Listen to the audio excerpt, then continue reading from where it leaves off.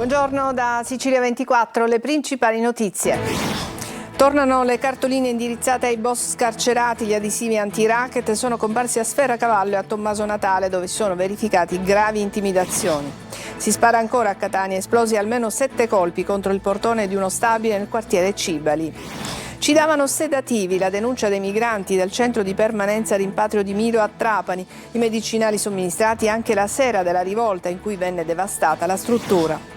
Arrestato rapinatore seriale di B&B nel centro storico di Catania, manometteva il tastierino per l'accesso nelle strutture e rubava valigie ed effetti personali dei turisti.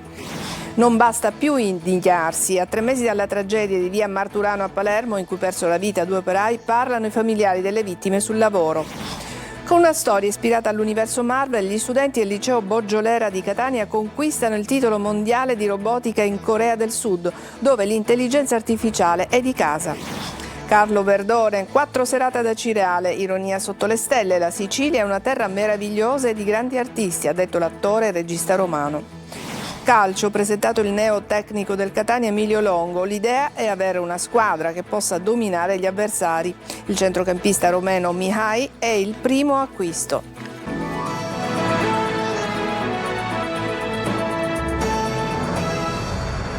Bentrovati, apriamo questa nostra edizione di Sicilia 24 con 2 incidenti mortali avvenuti nelle ultime ore in Sicilia. Sulla statale tra Naro e Canicattì, nell'Agrigentino, un pensionato di 81 anni, Giuseppe Lumera, molto conosciuto ad Agrigento, ha perso la vita nello scontro con un furgoncino guidato da un 25enne di Canicattì che è rimasto ferito. Mentre sul viale Gazzi a Messina è morto un 49enne, Vincenzo La Foresta, è stato investito e trascinato per circa 30 metri sull'asfalto da un motociclista di 40 anni la cui moto era senza copertura assicurativa. Tornano le cartoline indirizzate ai boss scarcerati. Questa volta i messaggi anti-racket sono stati affissi nei quartieri Sferracavallo e Tommaso Natale, dove si sono verificate gravi intimidazioni. Manlio Viola. Ai boss condannati per mafia e scarcerati, bentornati. Ci auguriamo che il carcere vi abbia rieducati. Tuttavia, se proverete a chiedere il pizzo, noi vi denunceremo e voi tornerete in carcere. Il messaggio è chiaro e senza fronzoli. Arriva anche dal quartiere Tommaso Natale e nella borgata di Sferracavallo. Nuove cartoline con messaggi indirizzati proprio ai boss scarcerati sono infatti apparse nei quartieri teatro degli ultimi episodi intimidatori. Si tratta della duplicazione di un'iniziativa già vista qualche giorno fa nei quartieri Uditore, Passo di Rigano e Acquasanta.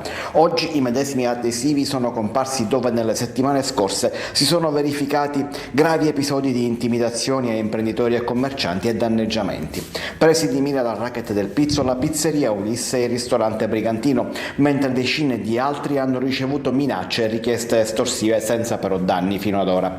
Restano ancora anonimi gli autori dell'iniziativa, che non sarebbe da ricondurre a nessuna delle associazioni anti-racket già note, compresa Dio Pizzo, che nacque proprio da una campagna simile ormai anni or sono. Si spara ancora a Catania, sono stati trovati dei bossoli nel quartiere Cibali, sono stati almeno 7 i colpi contro il portone di uno stabile. Roberta Lunghi. Ancora spari a Catania, questa volta nel quartiere Cibali, dove poco prima della mezzanotte di ieri sono stati esplosi alcuni colpi d'arma da fuoco in via Ammiraglio Toscano. Gli agenti delle volanti della questura hanno trovato sull'asfalto 7 bossoli. I rilievi della polizia scientifica hanno poi accertato diversi fori sul portone di uno stabile vicino, proprio compatibili con i proiettili esplosi. Un nuovo episodio che si aggiunge alla lunga scia di sparatorie che interessa il capoluogo etneo. Solo nell'ultima settimana è il 3° caso registrato, dopo quello avvenuto nel quartiere San Leone. Dall'inizio dell'anno sono oltre 20 gli episodi con arma da fuoco segnalati in città. Tra i più gravi, il ferimento di 3 giovani in piazza Beppe Montana. La squadra mobile ha avviato le indagini per ricostruire la dinamica dei fatti e identificare gli autori. Sempre a Catania ci sarebbe stata l'appropriazione di 40 euro per adempiere a un incarico dietro il ferimento dell'11 marzo scorso di un uomo nel popoloso rione di Librino, che è stato medicato nell'ospedale San Marco per una ferita alla testa e alla gamba. È quanto emerso dalle indagini della squadra mobile della questura, che ha arrestato un 52enne.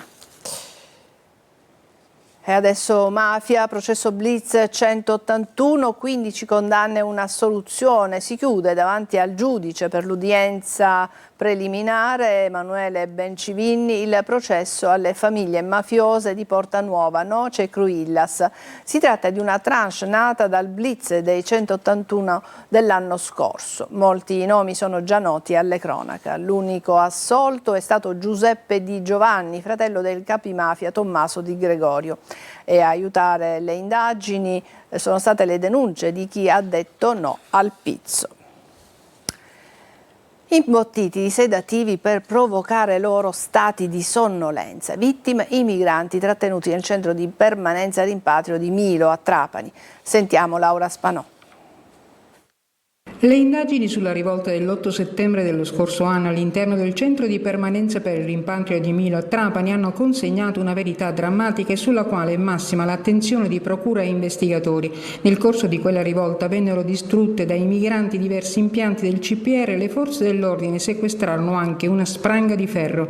Un giovane migrante tunisino indagato in concorso con altri del reato di danneggiamento, sentito a verbale dagli investigatori della squadra mobile, ha riferito che a lui come ad altri quella sera era stato somministrato da un infermiere in servizio nella struttura un farmaco. Quella sera, ha detto, avevo assunto 4 pillole di lirica 300 mg, nessun medico però me le aveva prescritte. L'effetto desiderato era quello di mettere a dormire il migrante e stessa cosa fu fatta da altri ospiti della struttura. Il sovradosaggio invece provocò gravi alterazioni e probabilmente alla stessa rivolta. Il migrante ha raccontato agli investigatori di essersi ritrovato in uno stato confusionale, di aver ricevuto una spranga di ferro da un suo compagno di stanza che lo incitava a partecipare a distruggere quello che c'era attorno a loro. Io ero confuso e alterato dal medicinale che avevo preso e per i successivi 3 giorni sono rimasto a lungo in stato confusionale e a dormire. Quella che emerge dall'indagine dunque è l'altra faccia di come viene gestito il trattenimento dei migranti di Trapani, imbottiti di medicinali per provocare sonnolenza, che inducono torpore ma che possono causare eccitazioni nervose e gravi momenti di alterazione. La lirica viene prescritta dai medici per curare neuropatia e epilessia, già con le dosi normali induce a stati di sonnolenza, ma un sovradosaggio è causa di stati di grave alterazione psicofisica. Incidente in mare al largo di Filicudi, un catamarano con 5 turisti a bordo, tra cui un ragazzo, si è scontrato con il peschereccio San Nicola della marineria di Lipari. Nell'impatto il peschereccio è semi-affondato, mentre il catamarano ha riportato lievi danni. I primi soccorsi sono stati prestati da altri pescatori eoliani presenti nella zona. Solo un componente dell'equipaggio del catamarano è stato trasferito all'ospedale di Lipari per accertamenti. Le sue condizioni non sono gravi. Arrestato un rapinatore seriale di B&B del centro storico di Catania, manometteva il tastierino per l'accesso nelle strutture e rubava valigie ed effetti personali dei turisti. Giusy Lazzara. Si era specializzato nella manomissione delle tastiere per l'accesso ai B&B del centro storico di Catania. Lo vedete che addirittura stacca il dispositivo e poi entra per rubare valigie e quanto i turisti avevano lasciato dentro le camere. La polizia ha individuato da queste immagini il rapinatore seriale che nei mesi scorsi aveva messo a segno diversi colpi. L'uomo è stato arrestato anche per un altro furto, questa volta con un complice dentro un supermercato di Viale Regina Margherita.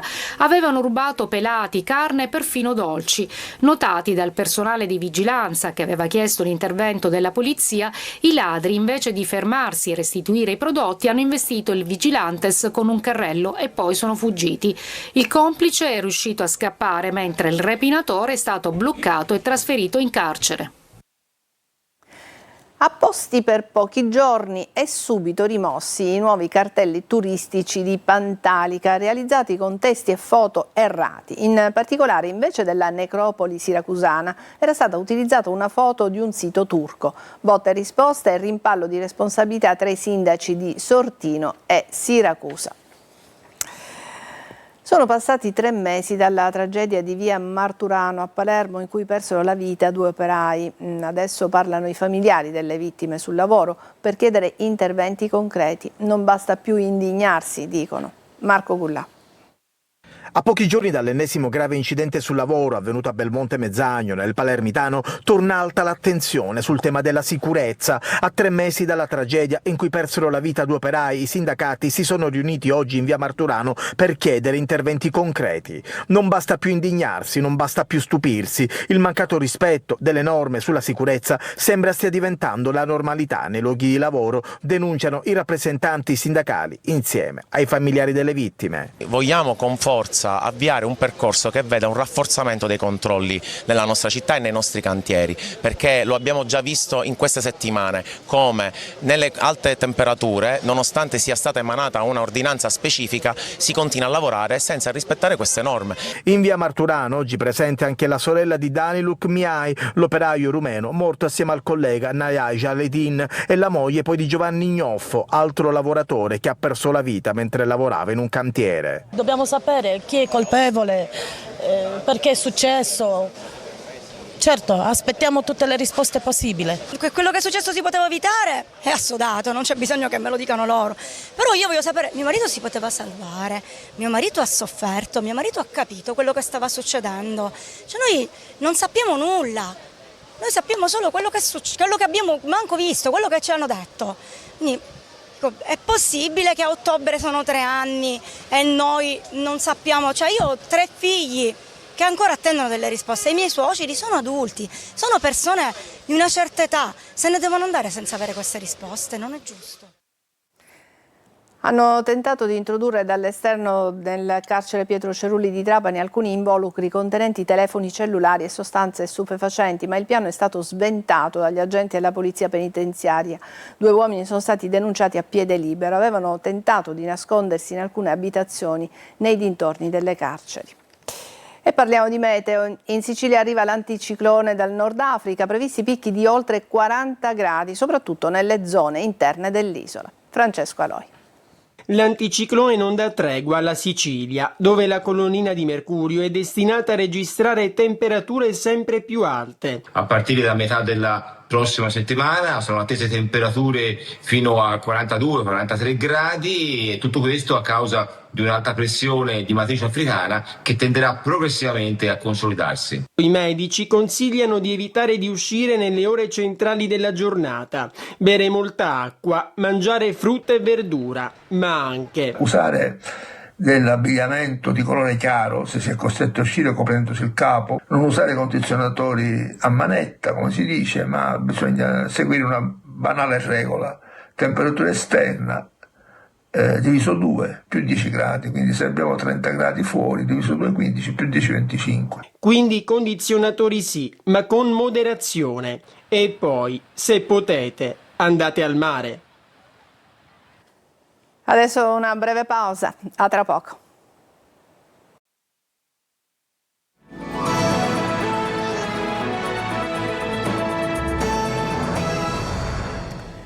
Un team di ricercatori tedeschi è sbarcato sull'isola di Vulcano, nell'Eolia, con un nuovo sistema di misurazione del gas, indicatori di eruzioni imminenti attraverso i droni, mentre il drone vola lungo un percorso prestabilito per 10-15 minuti, il sistema effettua fino a 3.000 misurazioni. Un algoritmo converte i dati in una mappa che mostra le concentrazioni di gas.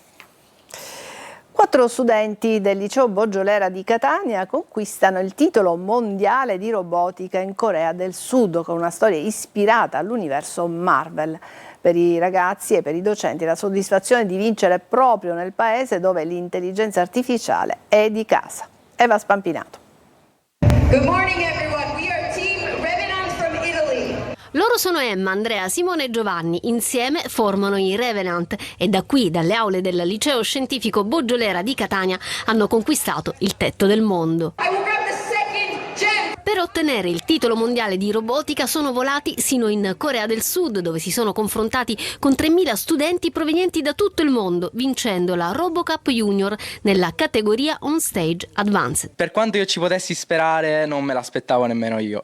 Quindi, perché lei eravate nella patria dell'intelligenza artificiale. qui in Asia è pieno di paesi super ricchi di intelligenza artificiale, robotica già domotizzata nelle abitazioni, anche nella vita quotidiana delle persone. Sul palco hanno portato una storia ispirata all'universo Marvel. I giovani attori studenti e i robot, progettati e programmati interamente da loro, hanno dialogato e recitato insieme in inglese. C'erano vari robot con cui noi dovevamo interagire senza toccarli, quindi avevamo un riconoscimento gestuale per esempio prendere le gemme dal guanto di Thanos per rimetterle, e poi la parte più importante era il nostro sistema di intelligenza artificiale completamente offline, che ci permetteva di comunicare con tutti i robot attraverso dei comandi vocali. Un successo che premia talento, creatività e una scuola che investe nella formazione tecnologica. Noi abbiamo iniziato a lavorare al progetto di quest'anno a settembre con un impegno veramente su base quotidiana. Noi trascorriamo tutti i nostri pomeriggi qui nel laboratorio a scuola. Noi siamo invece un liceo scientifico, non abbiamo un laboratorio di elettronica,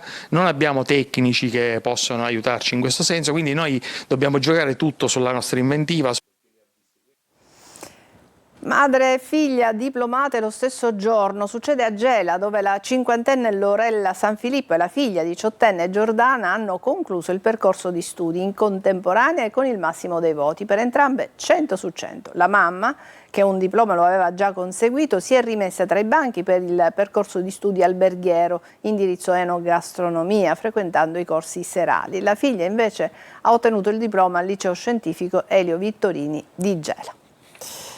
E adesso parliamo di cinema. 4 serate con Carlo Berdone ad Acireale. L'attore e regista romano dice: la vostra è una terra meravigliosa e di grandi artisti. Tonino De Mano.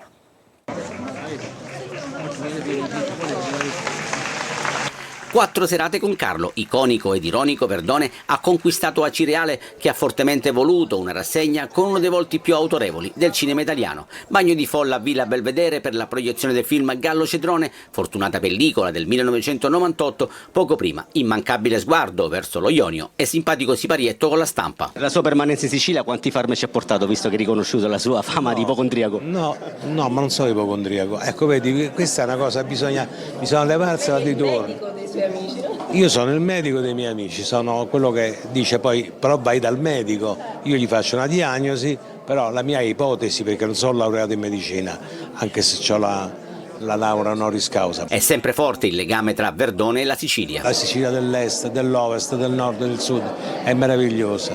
Io ho avuto la fortuna di vederla quasi tutta, e devo dire che è una bella terra, soprattutto è una terra che ha fatto crescere grandi autori, grandi pittori, grandi scrittori. Gallo Cedrone, Io, Loro e Lara, Grande, Grosso e Verdone, Al lupo, i film in rassegna. Un saluto suo in siciliano? Non lo so fare. Baciamo la mano. Adesso una breve pausa e poi parleremo di calcio. A tra poco.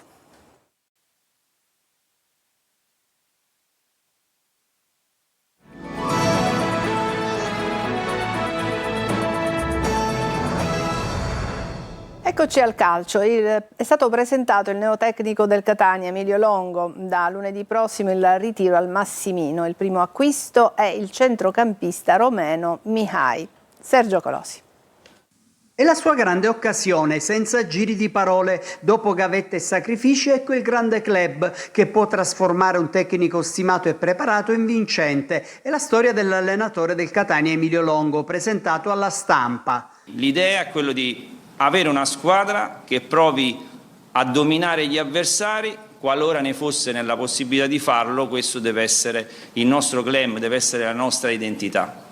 Ci sono tanti calciatori importanti, dobbiamo capire soltanto come mettere la loro professionalità e il loro valore a disposizione di un progetto tecnico diverso. Sul mercato acquisti e conferme Longo non esclude nulla. Dobbiamo essere leali. Per i prossimi 10 giorni, 15 giorni faremo una valutazione specifica sui calciatori. È normale che c'è la volontà di poter prendere quanto più è possibile, questo darebbe una mano anche alla proprietà e al direttore. Il presidente Pelligra in una nota gli ha augurato buon lavoro. Da lunedì 13 la prima fase del ritiro al Massimino. La preparazione proseguirà a Norcia e poi a Mister Bianco, in attesa di Torre del Grifo. Il primo rinforzo è il centrocampista romeno 22enne Luca Miai, cresciuto in Italia, giocato con Trento al Binoleffe e in patria con il Cluj e altri club della massima serie. Il Palermo è in ritiro in Val Gardenia, in Alto Adige, mentre sul mercato Osti lavora per Rao, esterno di proprietà del Napoli. Marco Gullà. Raduno in Val Gardena e da domani primi allenamenti in ritiro. Il Palermo scalda i muscoli in vista della prossima stagione. I primi giorni in Alto Adige saranno dedicati a test atletici e lavoro tattico prima delle 5 amichevoli estive che serviranno a verificare la crescita della squadra. Sono 28 i calciatori convocati dal tecnico Pippo Inzaghi, tra cui 7 giovani della primavera. Tra gli assenti figurano diversi giocatori destinati a lasciare il club perché fuori dal progetto tecnico. Da Blen a Corona, poi di Bartolo e Brunori. Il Palermo, dopo il ritiro in Trentino, volerà in Australia per la tournée di agosto e le amichevoli di lusso contro Melbourne City e Juventus.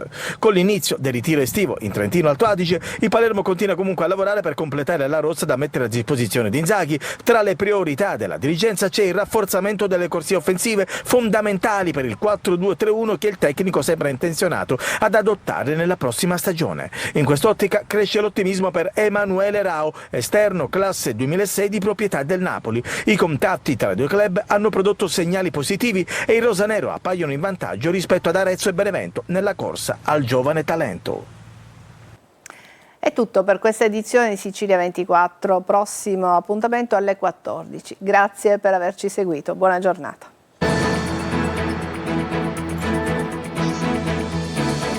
Entra nel mondo dell'informazione con l'app Sicilia Web. Resta sempre aggiornato con le news e le live in diretta.